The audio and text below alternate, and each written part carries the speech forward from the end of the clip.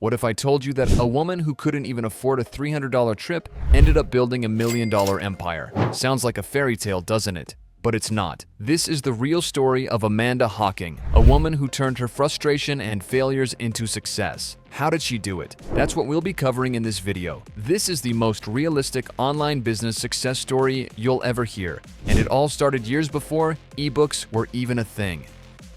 Amanda Hocking was living in a small, barely furnished apartment in Austin, Minnesota. She was 26 years old and working a full-time job as a caregiver for people with disabilities. It was an honest job, but it wasn't her dream. Her dream was to be a writer. Since she was a child, Amanda had been crafting stories, creating worlds with words, and imagining characters who could do things she never could. By the time she finished high school, Amanda had already written 50 short stories and had started several novels. But she wasn't just passionate about writing, she was obsessed. Writing was her escape. It was how she dealt with her struggles with depression and how she made sense of the world around her. But despite all her work, there was one problem. No one wanted her books. For 9 long years, Amanda sent her novels to publishers, hoping for a breakthrough. She received rejection after rejection, each one more crushing than the last. But that didn't stop her from trying. She kept submitting, hoping that one day someone would say yes. By 2010, Amanda was tired. She had tried everything. The traditional path wasn't working, and the dream of becoming a writer felt farther away than ever. Have you ever felt this way? What goal seemed impossible to you that you managed to reach, or that you're on your way to accomplishing? Let me know in the comments, and don't forget to hit the like and subscribe buttons before we get into how Amanda dealt with feeling like she wasn't getting anywhere.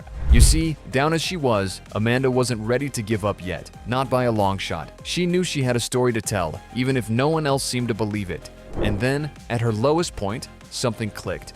It wasn't a big, grand idea that changed Amanda's life. It started with something small, a simple, almost silly goal. Amanda wanted to go to a Jim Henson exhibit in Chicago.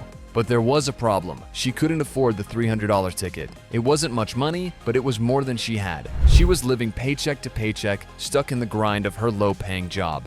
And that's when it happened. Amanda thought, what if I try to sell my books myself? She had 17 unpublished novels sitting on her computer. Why not put them out there? But she wasn't expecting much. At that point, she just wanted enough to make that $300 trip happen. Amanda uploaded her first book to Amazon, pricing it at 99 cents. The lowest allowed price. She wasn't expecting to make millions. In fact, she didn't even expect to make much. Her hope was to sell a few copies to friends and family, and maybe make that $300 to fund the trip. At first, it was slow. There were a few sales here and there, but nothing that stood out. No big breakthroughs. But even with those small numbers, Amanda felt something stirring inside her. Maybe, just maybe, she was onto something. The book wasn't a huge hit, but it was out there. And for the first time in years, she was doing it her way. But was it enough to actually make her dream come true? Amanda didn't expect overnight success. She knew it would be a grind. So, while she continued to work her full-time job, she spent her nights writing, formatting books, and figuring out how to make her self-publishing venture work. It wasn't glamorous. In fact, it was downright exhausting. She drank Red Bull. She snacked on sweet tarts to stay awake. Some nights, she would write for 8 hours straight, sometimes 12. But she kept at it, driven by the desire to finally prove she could make this work. But the hardest part wasn't the writing, it was getting noticed. Amanda didn't have any connections in the publishing world. She didn't have a publisher or an agent backing her. She had to build her own network. And that meant reaching out to book bloggers, readers, and other authors who could help spread the word. She spent hours every day networking, engaging with readers online, and offering free copies of her books in exchange for reviews. It wasn't easy, and it wasn't fast. At first, her sales were modest. A few books here, a few books there. But Amanda wasn't discouraged. She kept going, learning from each mistake, and adjusting her strategy as she went along. And then, something completely unexpected happened.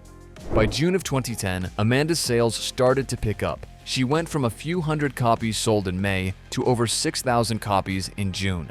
By November, she sold 25,000, and in December, 100,000. It wasn't just about the numbers, it was about momentum. Every sale meant more exposure. More readers discovered her books, more people left reviews, more people took a chance on an unknown author who was offering a book at a price they couldn't resist.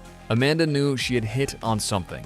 But she wasn't done yet. She kept learning, kept tweaking her approach. One of the most successful strategies she used was pricing her books. She kept the first book in a series priced at 99 cents. That made it easy for readers to try out her work. It was an impulse buy, something they could grab without much thought. And once they finished that first book, they wanted more. She raised the price of the next books to $2.99.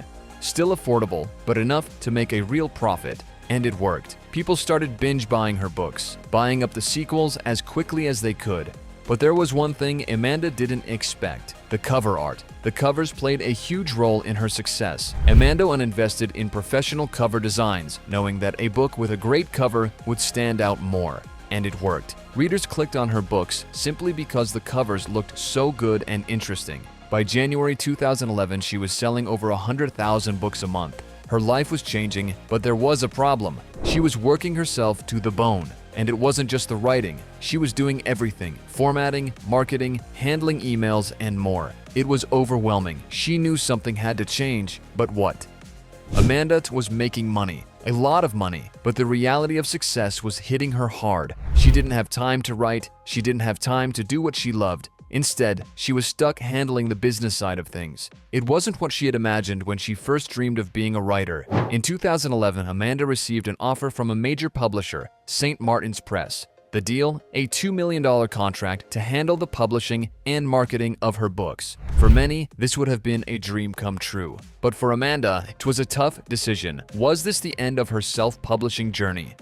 Amanda saw it differently. She wasn't abandoning her dream. She was taking control. By signing the deal, she could focus on what she loved most: writing. The publisher would handle the rest, from marketing to distribution. Amanda signed the deal, and it would turn out to be one of the best decisions she made. Amanda's story is more than just about making money. It's about persistence. It's about proving that you don't need to follow the traditional path to success. She built a $1 million business from the ground up, starting with nothing but a 99-cent book. And now, she spends her time doing what she loves, writing. You can learn more about her and her books by connecting with Amanda on Instagram. Her story is a reminder that dreams are possible. No matter how small you start, no matter how many obstacles stand in your way, you can make it. But you have to be willing to put in the work, to take risks, and to keep going even when things feel impossible. So, let me ask you this: what's stopping you from going after your own dream, and how will you tackle the obstacles? Let me know in the comments. And if you enjoyed this, don't forget to like and subscribe for more videos like this.